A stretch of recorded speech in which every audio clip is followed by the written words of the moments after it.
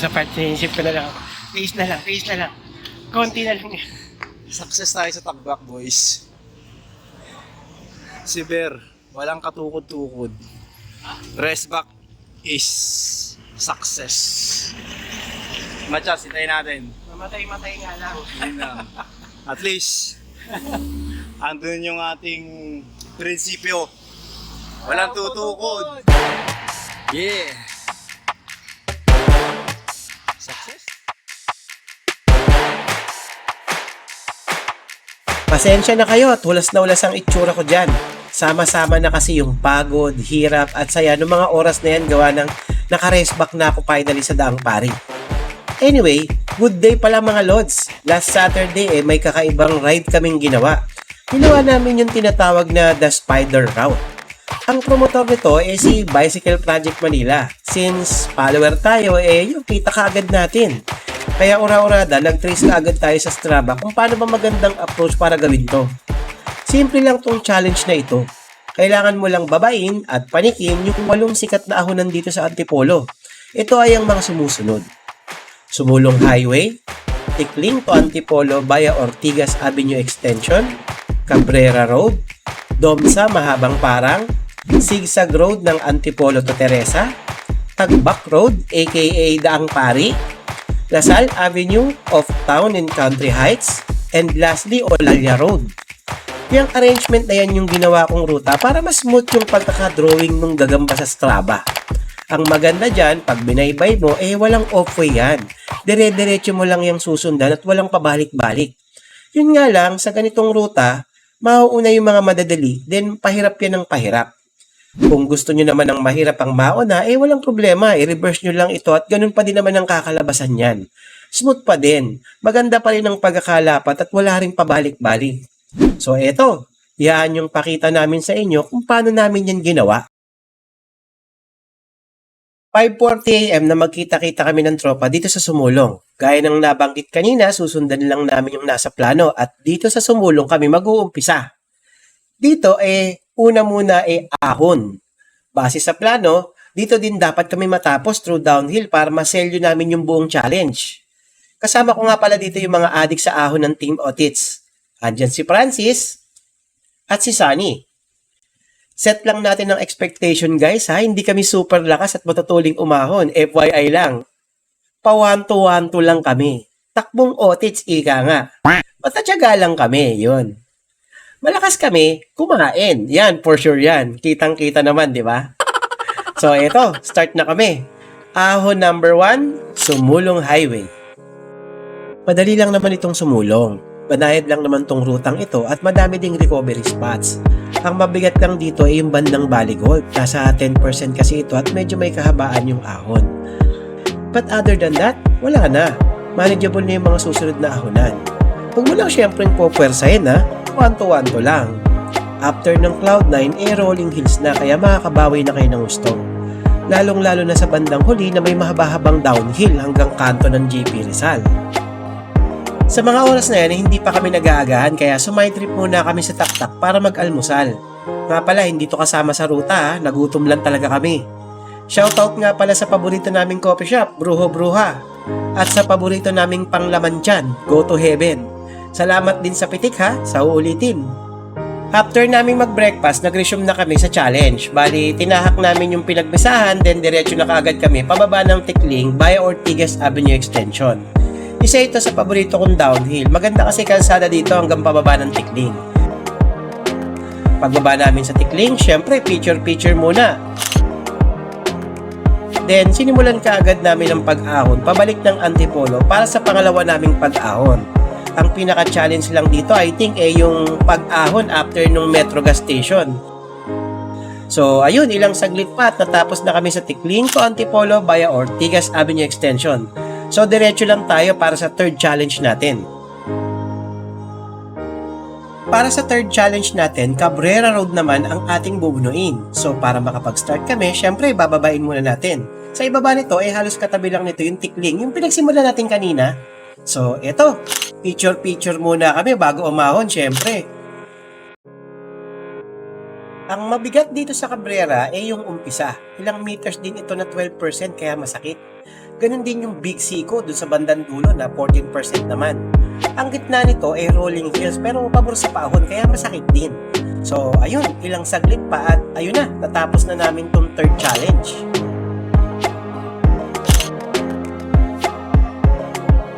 Ang next challenge natin ay doon sa mahabang parang. Ito yung pinakamahaba sa 8. Halos mag-aalas 9 na ng mga oras na yan kaya unti-unti nang sumasakit yung sikat ng araw. Kaya kung na-tiyempoan mo uulan o rumabot pag ginawa mo ito, napakaswerte nyo. Lakas kasi makaubos ng init eh. Anyway, ang start nito ay sa may bandang crossing sa bandang Angono. So, bago ka makarating doon, bababain mo muna yung duyan at saka yung mismong big curve na aahunin natin mamaya. Ang tatarik nito kaya pag di ka nag-ingat, nako may kakalagyan ka. So, ayun, halos mag-aalas 10 na nang makarating kami sa starting point kaya picture muna. Sinimulan na namin tong ahon sa Domsa. Past 10 AM na kaya ang init. Ang mahirap na part lang naman dito ay yung paahon after ng tulay, yung may curve. Ilang saglit pa at ayun, nakarating na kami sa Biker's Place. Tumambay muna kami dito at nag-ice coffee sa 1940 kapihan. Shoutout pala sa padyak pitik ni Charles. Napakaganda ng pitik mo sa amin. Sa uulitin ulit idol pag nagawi kami dyan. Dito nakakwentuhan din namin yung ilang kapadyak natin na tambay ng Domsa. Nandito din yung resident vlogger ng Domsa, ang ating ka-adventure na si Benok Adventure. Shoutout sa iyo kapatid! Past 11 na makapag-resume kami. Bali, downhill kami dito sa duyan, then sa bandang dulo ahon. Big time din yung ahon dito sa dulo ang taas din at ang haba. Next destination natin ay Zigzag Road ng Antipolo de Teresa. Sa mga oras na yan, napakainit talaga. Hindi man kami tumutukod pag umaahon pero pagpatag naman at may pagkakataon, silong muna kami. Nakailang buko kaya kami. Sa init kasi grabe pati yung water bottle namin, parang thermos na. Then finally, eto na. Pabulusok na kami sa Zigzag pababa ng Teresa. Napakasarap talaga ng bulusok na to. Hindi ko na mabilang kung ilang beses akong bumaba rito eh. Ang ganda kasi ng kalsada at ang ganda din ng view. Then, ayun, nasa baba na kami. As usual, picture bago mag-start ang ahon. Wala nang patumpik-tumpik pa at umahon na kagad kami. Ang init kasi sa baba. Banayad lang ito, mostly nasa 4 to 6% lang na may ilang sundot ng 8. Ang challenge lang sa pagpanik dito ay yung haba nito. Dito medyo pinilit ko na kung saan ko kaya gawa ng gusto ko na kagad matapos at makasilong sa itaas. So ayun, nakatapos naman lahat. Next target natin, Tagbak Road aka Daang Pari. May atraso sa akin to, 3 times ko nang inattempt to lagi akong tukod. This time babawi ako. So pagbaba namin, syempre ceremonial picture muna.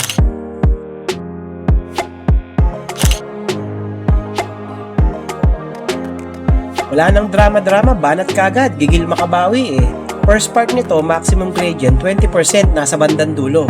Tapos, short recovery.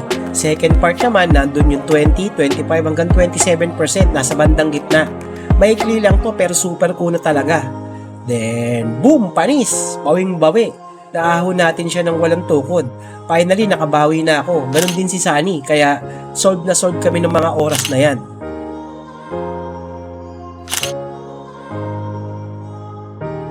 Ang susunod na challenge ay Lasal Avenue. Pamilyar kami sa place pero first time lang namin itong aahunin ng nakabike. Papunta pa lang, challenge na kaagad. Rolling hill siya na may banayad at mahahabang ahon, lalo na sa bandang Silawis Extension. Papasok ng Lasal Avenue ay may guard house.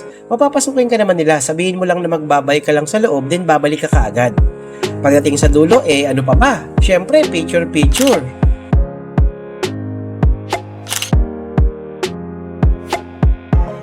Siyempre, binanata na natin. Maikli lang naman yung kahunan part, 500 meters lang. Pero grabe yung kunat, naumay kami sa 13, 14 hanggang 18% na gradient pabalik ng guardhouse. Nasusubo! Nice! Layo na, Matsusu. Diretso naman. Grabe. Ito na yung pang 7th namin. Ginagawa namin yung sa Spider Challenge. Ang ganda pala dito sa Town and Country Heights. Grabe, ang taas. Consistent na ilang percent pa? 18, 17. Dire-diretso ang haba. Tsaka yung pabalik ang challenge. Papasok, pababa. Ang sarap. So yun. So sarap. Puntahan nyo rin to. Ang ganda. So mula sa guardhouse to Silawis Extension, pabalik kami ng Sumulong Highway para sa final challenge namin, ang Olalia Road. From Sumulong Highway, madadaanan mo na yung papasok mismo ng Olalia Road. Ang problem lang dito matraffic tong area na ito, pababa ng Kogyo, lalo na sa bandang dulo. Palengke kasi. Ngayon pa ba kami magrereklamo, last na ahon na to? So nagtrip na lang kami at doon kami sa gitna ng kalsada nag-picture-picture.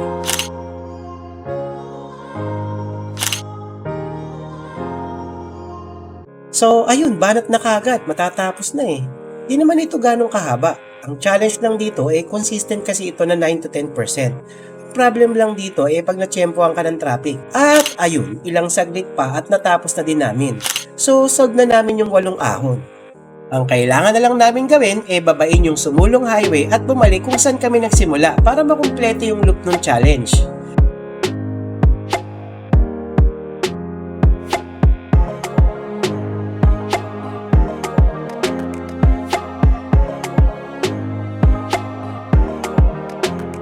At ayun na, we finally made it.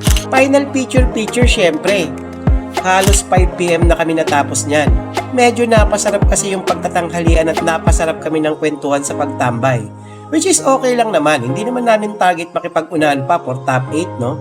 Alam naman namin na may mga nauna pa sa amin at mas malalakas pa kaysa sa amin. In fact, nasa 25, 26, 27 kami sa ranking, oh. Yeah! Ano na pala namin? Wala. Nga. Gago! Ang premyo namin dito enjoyment and pagiging proud syempre. Oo, maraming nakakapag-bike. Pero hindi lahat kayang tapusin ang challenge na to. Sana all. O siya, dito na natin tapusin to. By the way, shout out pala kay Bossing Ray ng Ray TC Bayan Adventures Vlog. Maraming salamat sa pagsuporta, idol, and congratulations sa bago mong Kes4 X-Cross Gravel Bike. Mag-X-Cross ride na tayo, bossing. So, paano? Dito na natin tapusin to, ha? Till next ride, or should I say, till next challenge. Bye, guys!